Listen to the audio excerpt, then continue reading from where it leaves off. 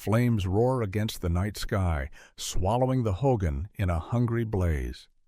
A woman's voice cuts through the chaos. "We can't stay here. They'll find us." Kiona, a Navajo weaver, runs through the desert, her woven blanket clutched tight, her eyes fierce with fear and fight.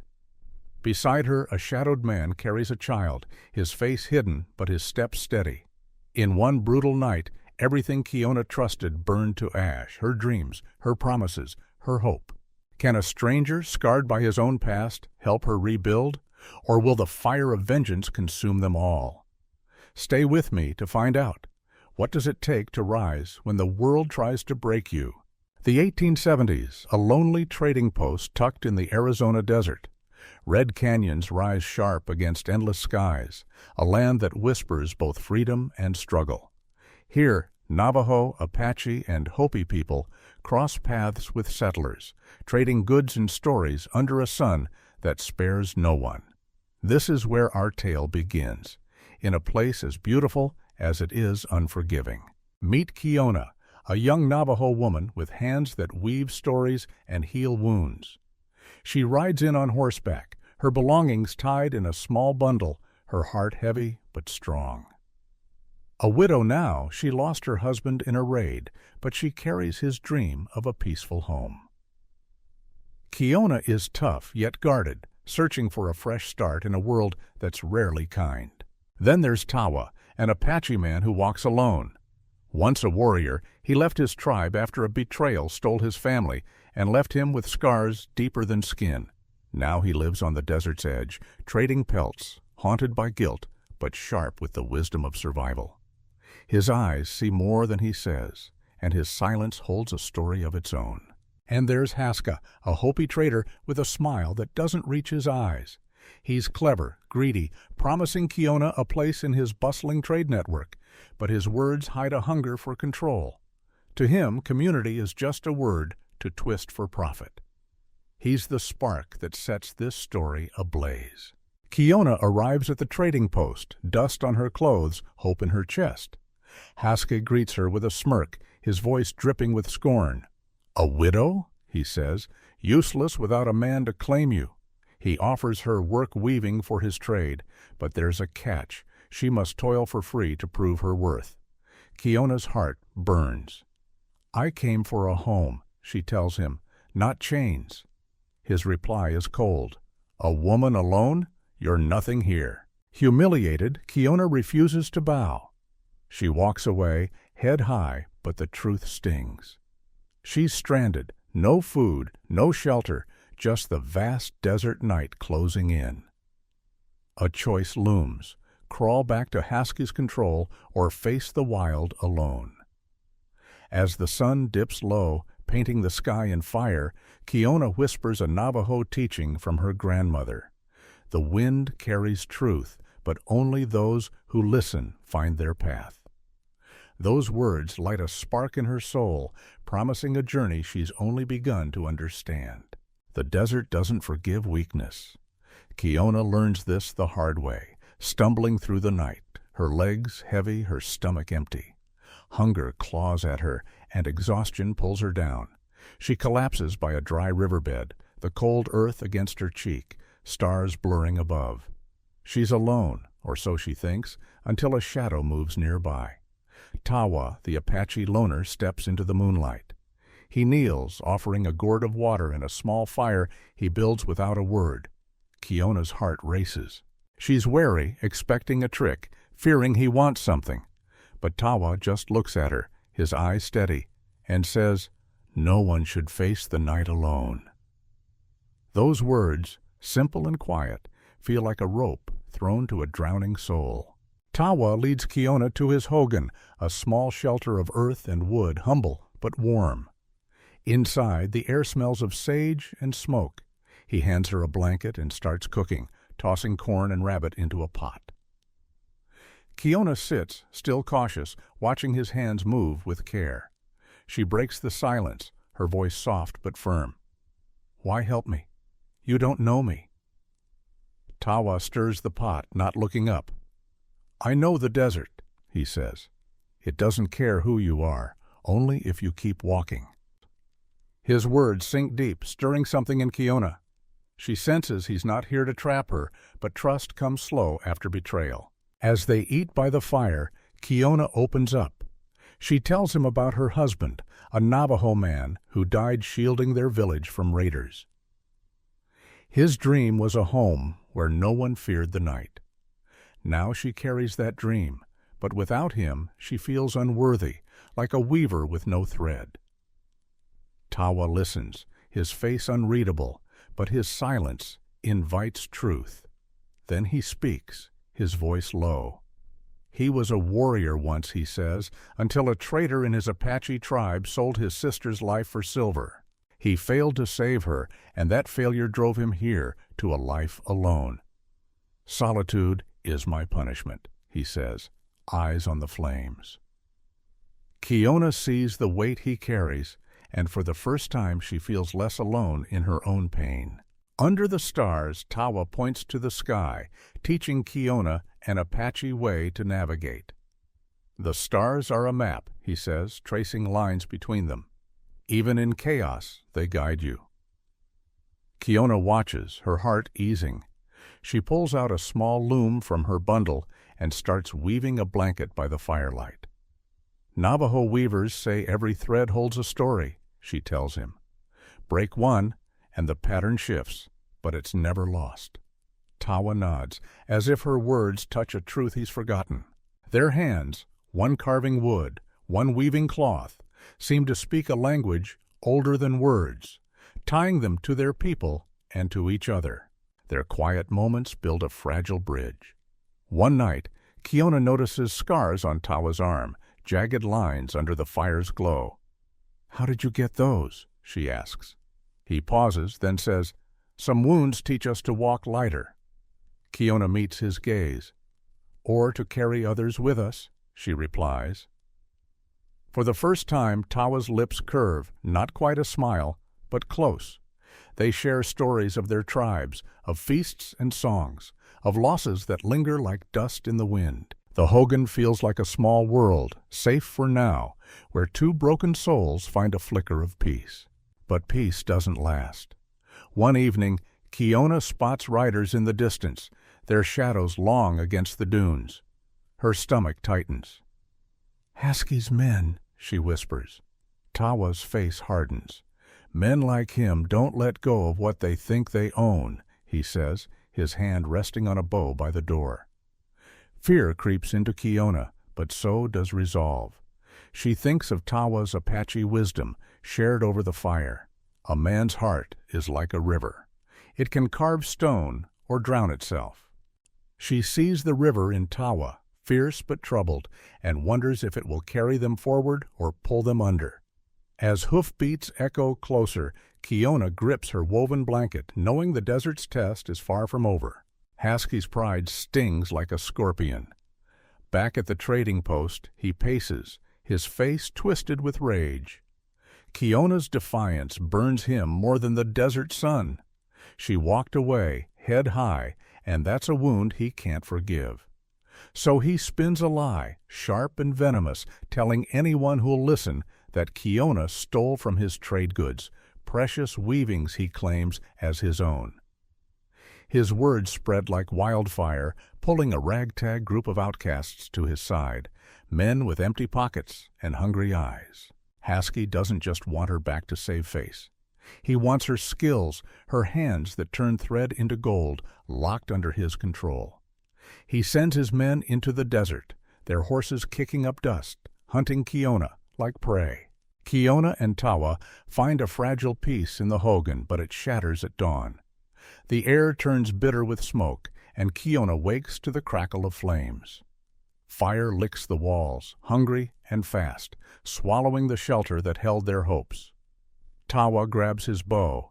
Kiona clutches her woven tapestry, and they stumble into the cold morning light. Behind them, the Hogan collapses, a heap of ash and glowing embers. Kiona's heart pounds, not just with fear, but with fury. "Haske," she says, her voice tight. Tawa nods, his jaw set. "He won't stop," he says, eyes scanning the horizon. Then, quieter, he adds, "I've faced men like him before. I lost." His words hang heavy, a confession of old wounds, but Kiona sees the fight still alive in him. They hide among the rocks, catching their breath, the tapestry still warm in Kiona's hands. She looks at it, its patterns tracing her family's story, the same design Haske claimed as his own.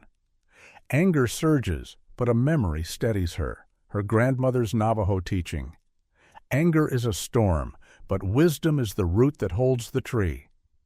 Kiona knows running won't free her. Haske's lies will follow, branding her a thief, stealing her name. "I won't let him take who I am," she tells Tawa, her voice like stone. She wants to face Haske, not with fists, but with truth, holding up her tapestry to show the world his deceit. Tawa's eyes narrow. "Some fights cost more than they give," he says, his voice rough with caution. He's seen blood spilled for less, seen good people fall to pride. He wants to flee, to keep Kiona safe in the vast desert where no one can find them. But Kiona's fire stirs something in him, a spark he thought was gone. She stands tall, her tapestry a shield, and he sees a woman who fights, not for vengeance, but for honor. His hand tightens on his bow. "I ran once," he says, almost to himself. "Not again."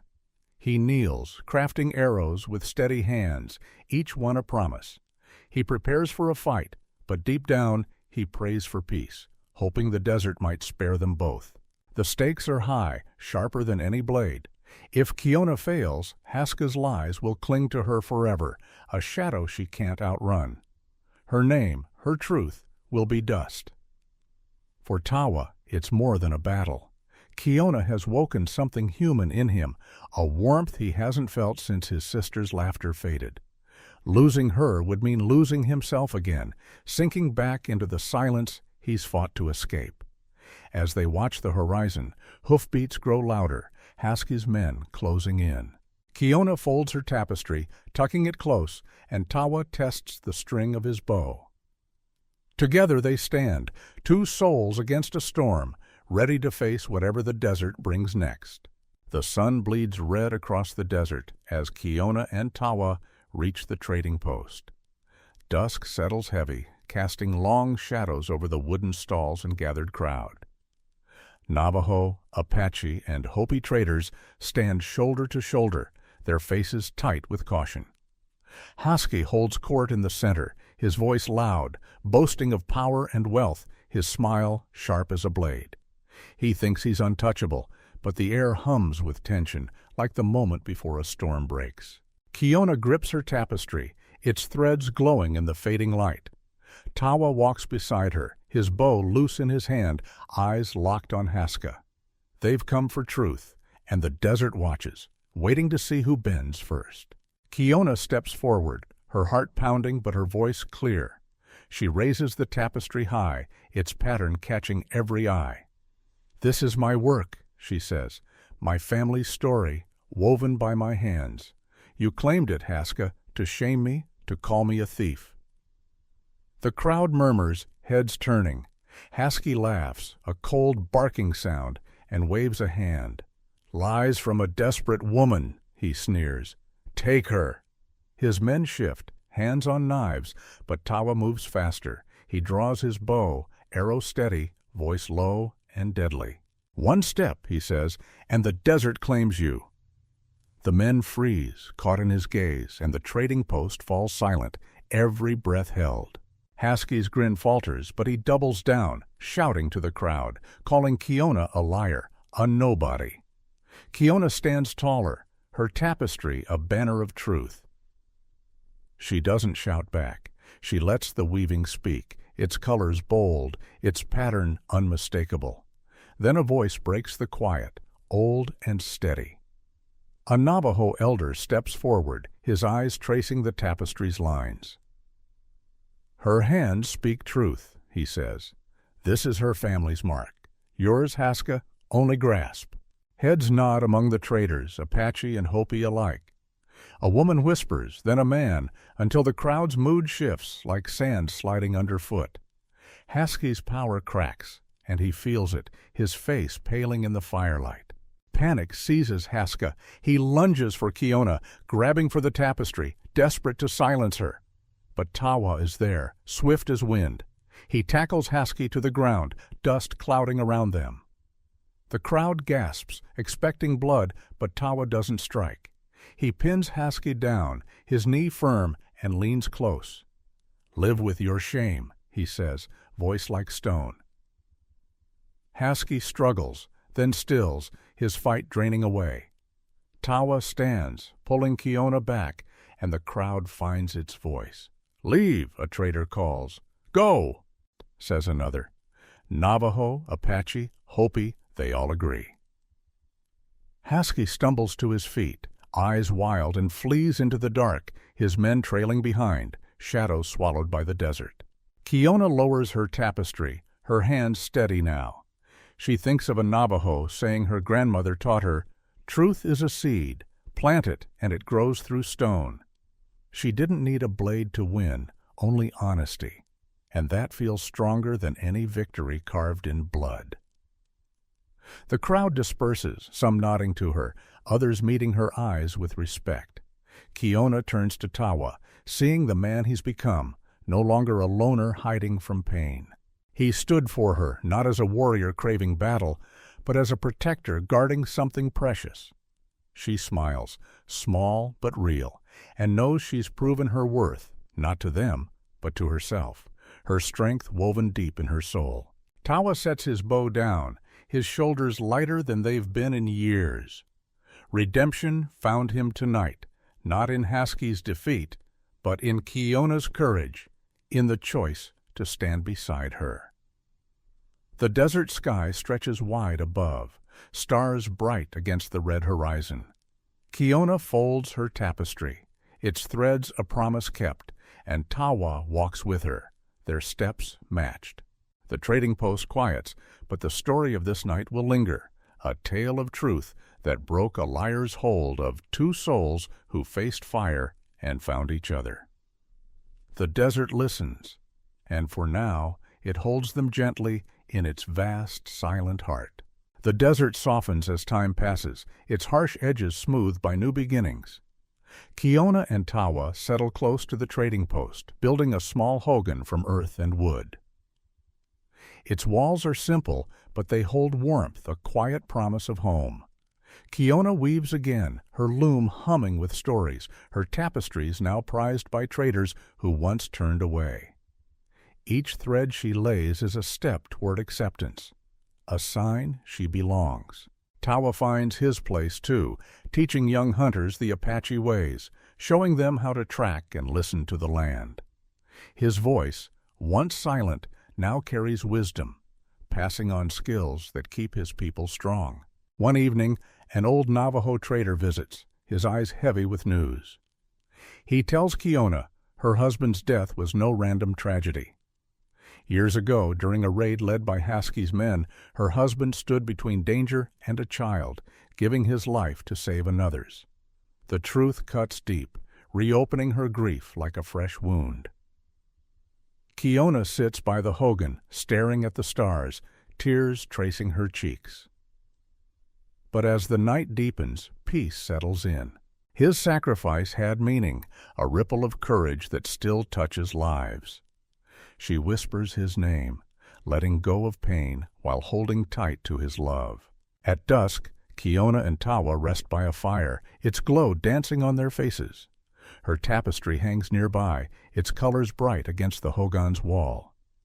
Kiona speaks softly, her voice steady.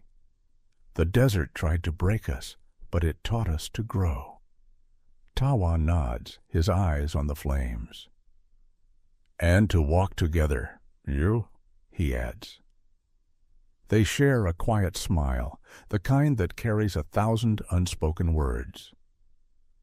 Above them, stars emerge, stitching light into the vast sky. Kiona thinks of her husband, of his courage living on in her. "He's gone," she says, "but his strength lives in us." Tawa's hand brushes hers, "Then we'll carry it forward." This is more than a shelter they've built. It's a family forged in fire, rooted in truth. The Navajo say life is a circle, each step leading home. Kiona and Tawa found their circle, woven from loss and love, from standing tall when the world demanded they kneel. As the fire crackles and the stars shine, I wonder, what will your circle hold? Kiona and Tawa's journey leaves a mark, doesn't it? Their story shows us strength isn't about standing alone, but about holding fast to truth, just as the Navajo, Apache, and Hopi have done for centuries. They faced fire, lies, and loss, yet found a family woven from courage and hope. So, what did their path teach you about resilience? Drop your thoughts in the comments below. Share the wisdom you've found in your own stories, and let's keep this circle growing. If their tale sparked something in you, hit that like button, subscribe, and ring the bell. More Native American stories are coming, each one ready to stir your soul. Next time, we'll ride with a Cheyenne warrior torn between war and peace. Will he save his people or lose himself in the fight? Stick around to find out. Until then, keep walking your path and let truth guide your steps.